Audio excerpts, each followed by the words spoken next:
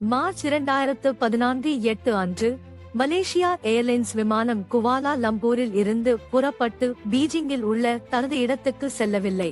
இனியும் விமானம் எங்கே சென்றது என்பது பற்றி உலகத்திற்கு தெளிவான பதில் இல்லை. தி வண்டர் ஃபாக்ஸ் இதழின் இந்த பருவத்தில் நாம் இந்த அனைத்து வருடங்களுக்கு பிறகு என்ன திறக்கப்பட்டு உள்ளதென்பதை ஆராய்வோம்.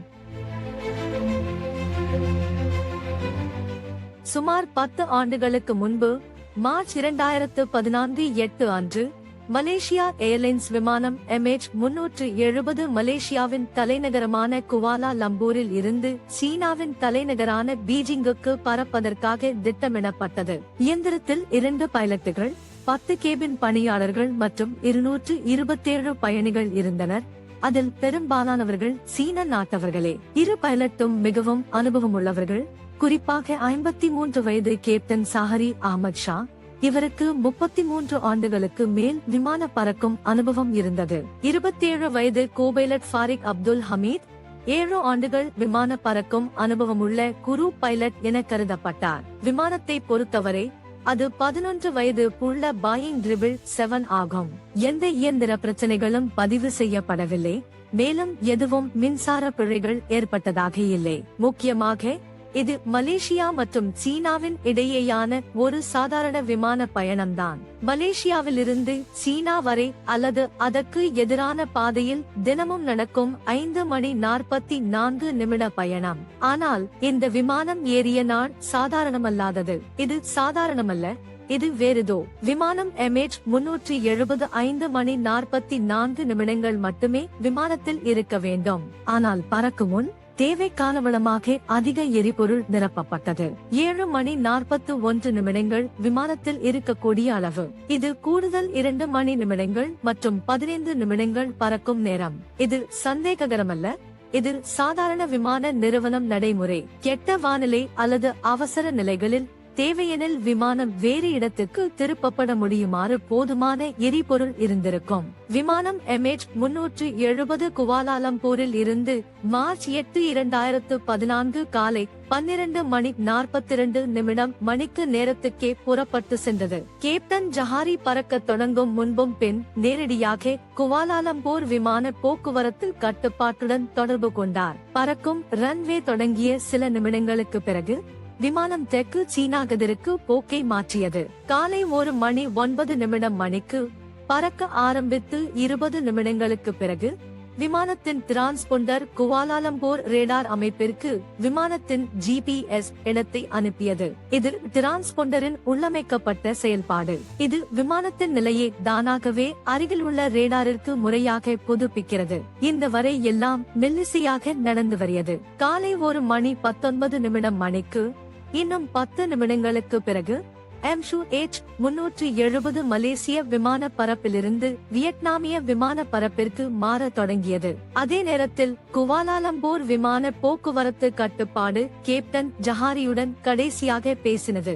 அந்த நேரத்திலிருந்து MH370 வியட்நாமின் ஹோசி மின் நகர கட்டுப்பாட்டு கோபுரத்தை தொடர்பு கொள்ள எதிர்பார்க்கப்பட்டது. கேப்டன் ஜஹாரி மாற்றத்தை ஒப்புக்கொண்டு பதிலளித்தார். இனிய இரவு MH370 கேப்டன் சாஹரி மற்றும் கட்டுப்பாட்டு கோபுரமும் அவரது இனிய இரவு என்பதே MH370 விமானத்திலிருந்து கேட்ட கடைசி வார்த்தைகள் ஆகும் என்று அறியவில்லை. அப்போது விமானம் 37 நிமிடங்கள் பறந்து வந்திருந்தது. சாதாரணமாக ஒரு விமானம் ஒரு முக்கிய விமான நிலையம் மண்டலத்திலிருந்து மற்றொன்றிற்கு அதன் இலக்குக்கு செல்லும் வரை விமான போக்குவரத்து கட்டுப்பாட்டுடன் தொடர்பில் இருக்கும். மற்றும் மீதும் இந்த முறையும் இதே எதிர்பார்ப்பு இருந்தது. ஆனால் இதுவரை சாதாரணமாக தோன்றியது ஒரு விசித்திர திருப்பத்தை எடுக்கும் போல் இருந்தது. காலை 1 மணி 21 நிமிடம் மணிக்கு அந்த கடைசி செய்திக்கு பிறகு வெறும் 3 நிமிடங்களில் MH370 ரேடாரில் காணாமல் போய்விட்டது. இது குவாலா லம்பூர் மற்றும் ஹோசி மின்ஸ் நகரத்தின் கண்காணிப்பு அமைப்புகளில் 2லும் காணாமல் போய்விட்டது. குவாலா லம்பூர் கோபுரம் எந்தவித விசித்திரத்தையும் கவனிக்கவில்லை. அவர்கள் MH370 வெற்றியடையவில்லை. அது வியட்நாமின் விமான பரப்பில் சென்றுவிட்டது என்று நம்பினர். ஆகவே விமானம் தங்கள் ரேடாரில் காணாமல் போனால் அது சாதாரணமாக தெரிந்தது. ஆனால் ஹோ மின் கோபுரம் தங்கள் ரேடாரில் MH370 ஐ காண முடியாமல் போனால் அவர்கள் ஏதேனும் தவறு நடக்கிறது என்று உணர்ந்தனர். அவர்கள் உடனடியாக கேப்டனை ரேடியோவின் மூலம் தொடர்பு கொண்டு எல்லாம் சரியா என பார்க்க முயன்றனர். ஆனால் பதில் கிடைக்கவில்லை. அடுத்த 18 நிமிடங்கள் ஹோ மின் கோபுரம் MH370 உடன் தொடர்பு கொள்ள முயன்றது. ஆனால் இன்னும் கேப்டனிடம் இருந்து பதில் கிடைக்கவில்லை. ஆகவே அவர்கள் குவாலாலம்பூர் கோபுரத்தை தொடர்பு கொண்டு நிகழ்ந்ததை அறிவித்தனர். இந்த வகையான சூழ்நிலைகளில் நடைமுறைப்படி ஓர் மணி நேரத்தில் மீட்பு மையத்தை அறிவிக்க வேண்டும். ஆனால் குவாலாலம்பூர் கோபுரம் விமான மீட்பு ஒருங்கிணைப்பு மையத்திற்கு அறிவிக்கும் முன் முழு 4 மணி நேரம் காத்தது. அந்த நேரத்துக்கு முன்பே மதிப்புமிக்க நேரம் இழக்கப்பட்டுவிட்டது. காலை 6:15 மணி. அப்போது MH370 பீஜிங்கில் தரை எட்டவிருக்க வேண்டும். பீஜிங்கில் விமானம் நேரத்திற்கு வருமா என்ற இன்னும் நம்பிக்கை இருந்தது. ஆனால் அங்கிருந்தும் நல்ல செய்தி எதுவும் வரவில்லை. காலை 6:32 மணிக்கு விமானம் காணாமல் போன இடத்தில் சரியான தேடல் நடவடிக்கை துவங்கப்பட்டது. 7 நாடுகள் தாய்லாந்து வளைகாப்பு மற்றும் தெற்கு சீனாகதர் அருகே தேட 34 கப்பல்கள் மற்றும் 28 விமானங்களை அனுப்பின. ஆனால் துரதிருஷ்டவசமாக விமானத்தின் ஒரு சின்னம் கூட கண்டுபிடிக்கப்படவில்லை. இந்த நேரத்தில் முழு உலகமும் இந்த துயரத்தை உணர்ந்தது. செய்தி சேனல்கள், இணையதளம் மற்றும் சமூக ஊடகம் எல்லாம் ஒரே கதையே MH370 விமானத்தை மையமாக கொண்டிருந்தது. பல நாடுகளின் விசாரணை குழுக்கள் தேடல் நடவடிக்கையில் சேர்ந்தன. யாரும் விமானம் எல்லா ரேடார்களிலும் இருந்து காணாமல் போய்விட்டது என்பதை முழுமையாக ஏற்க முடியவில்லை. மற்றும் அது கடலில் வீழ்ந்திருந்தால் கூட அந்த அளவுக்கு பெரிய விமானம் புறநகரில் சில துண்டுகள் காற்றில் மிதக்கும் வகையில் இருந்திருக்கும். தேடல் முயற்சி இன்னும் 4 நாட்கள் தொடர்ந்தது. ஆனால் துரதிருஷ்டவசமாக எந்த வழியிலும் நல்ல செய்தி வந்தது இல்லை. பிறகு 4வது நாளில் ஒரு செய்தி வெளிப்பட்டு முழு தேடல் குழுவையும் அதிர்ச்சியடையச் செய்தது. மார்ச் 2014 8 அன்று காலை 1:21 மணிக்கு MH370 விமானம் ரேடாரில் காணாமல் போன போது அது நாகரிக கண்காணிப்பில் மட்டும் காணாமல் போனது. மலேசியா ராணுவ ரேடார் அந்த விமானத்தை இன்னொரு மணி நேரம் கண்காணித்தது மற்றும் அது பதிவு செய்தது எதிர்பாராதது. நாகரிக ரேடார் காணாமல் போன உடனே விமானம் சில நிமிடங்கள் பறந்து சென்றது. பின்னர் மலேசியாவை நோக்கி மடிப்பு செய்தது. சுமார் 31 நிமிடங்களுக்கு பிறகு இது பெனாங் நகரத்தின் மீது பறந்தது. பிறகு இது மலாக்கா துறைமுகத்தை நோக்கி திசை மாற்றியது. MH370 கடைசியாக இராணுவ ரேடாரில் காணப்பட்டது இந்திய கடலில் காலை 2:22 மணிக்கு. அதற்கு பிறகு விமானம் சிவில் மற்றும் இராணுவ ரேடாரிலிருந்தும் முழுமையாக காணாமல் போய்விட்டது. முழு மீட்பு குழுவும் இந்த விமானத்துடன் தொடர்புடைய அனைவரும் ஒரு குறிக்கோளில் கவனம் செலுத்தினர். என்ன நடந்தது மற்றும் விமானம் எங்கு சென்றது என்பது மர்மத்தை தீர்க்க. ஆனால் பெரிய கேள்வி இதுதான்: விமானம் ஏன் திடீரென யுமுனை திரும்பி பீஜிங் கடந்து முழு எதிர்மறை திசையில் சென்றது? முதலில் தாய்லாந்து வளைகுடா மற்றும் தென் சீன கடலை சோதித்து வந்த தேடல் குழுக்கள் இப்போது இந்திய கடல் என்ற பகுதியை நோக்கி தங்களது கவனத்தை மாற்றின. ஆச்சரியமாக அங்கே விமானத்தின் ஒரு சின்னம் கூட காணப்படவில்லை. சில நாட்களுக்கு பிறகு இன்னொரு செய்தி வெளிவந்தது மற்றும் அது சூழ்நிலையை முழுமையாக மாற்றியது. விமானம் காலை 2:22 மணிக்கு இராணுவ ரேடாரில் காணாமல் போயினாலும் அது இன்னும் செயற்கைக்கோளுடன் தொடர்பு கொண்டிருந்தது என்று வெளிப்பட்டது. இப்போது நீங்கள் இதை கற்றுக்கொள்ள வேண்டியது: போயிங் விமானங்களுக்காக இது முற்றிலும் சாதாரணம். விமானத்தின் முக்கிய தொடர்பு முறை தோல்வியடையும் போது அது தானாகவே செயற்கைக்கோளுடன் இணைவதை முயற்சிக்கிறது. இந்த நிலையில் விமானம் தானாகவே இன்மார்சேட் எனப்படும் செயற்கைக்கோளை பிங் செய்தது. அது 35,000 கிலோமீட்டர் தூரத்தில் இருந்தது மற்றும் அது ஒவ்வொரு மணி நேரத்திலும் ஒருமுறை அதை செய்தது.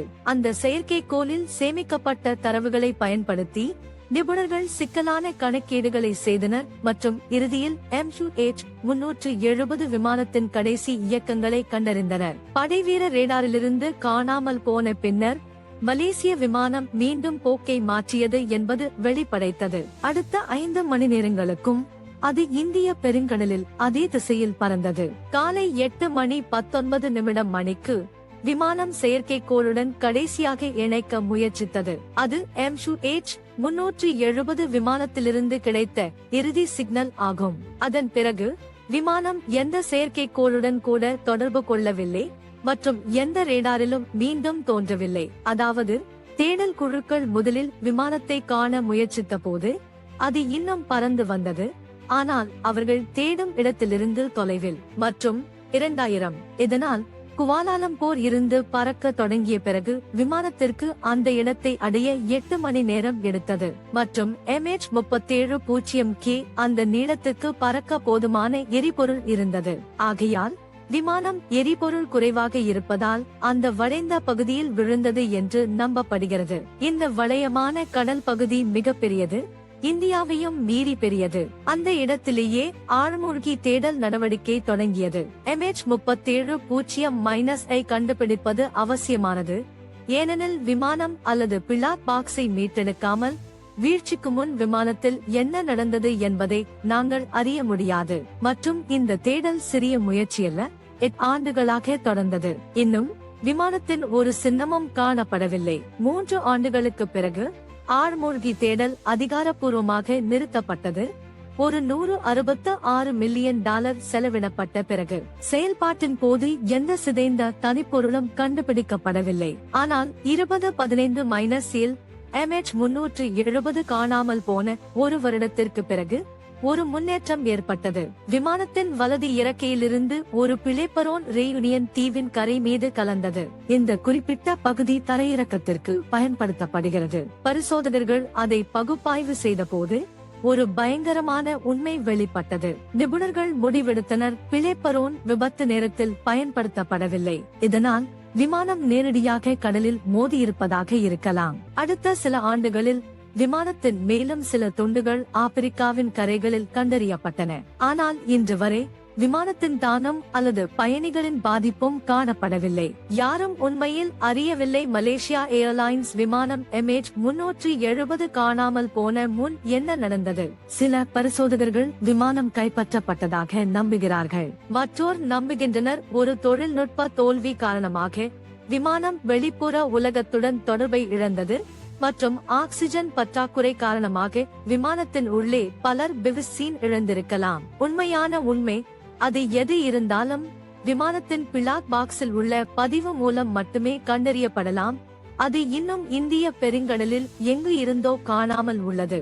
MH-370 காணாமல் போன 8 ஆண்டுகள் கழித்து பிப்ரவரி 2022 மாதம் புதிய நம்பிக்கையின் அலை எழுந்தது. தற்போது ஓய்வு பெற்ற பிரிட்டிஷ் விண்வெளி பொறியாளர் ரிச்சர்ட் காட்ஃப்ரே ஒரு புதிய கோட்பாட்டை முன்வைத்தார். அவர் சுமாரான சிக்னல் பரப்புகளை பகுப்பாய்வு செய்வதன் மூலம் விமானத்தின் சரியான இடத்தை கண்டுபிடித்ததாக கூறினார். ஆச்சரியமாக ரிச்சர்ட் இடம் குறிப்புகள் இந்திய பெருங்கடலின் அதே வளைந்த பகுதியிலும் வருகின்றன.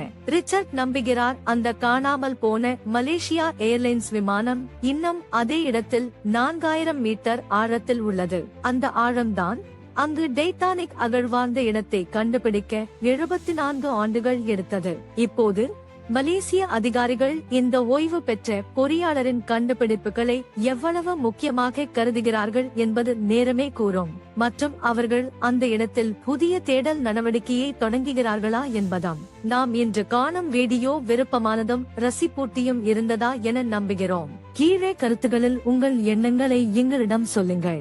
வீடியோ பிடித்திருந்தால் அதற்கு ஒரு லைக் கொடுத்து மற்றவர்களுடன் பகிரவும். மேலும் அற்புதமான உள்ளடக்கங்களுக்கு சந்தாதாரராக வேண்டும் என்பதை மறக்காதீர்கள். காண்பதற்காக நன்றி.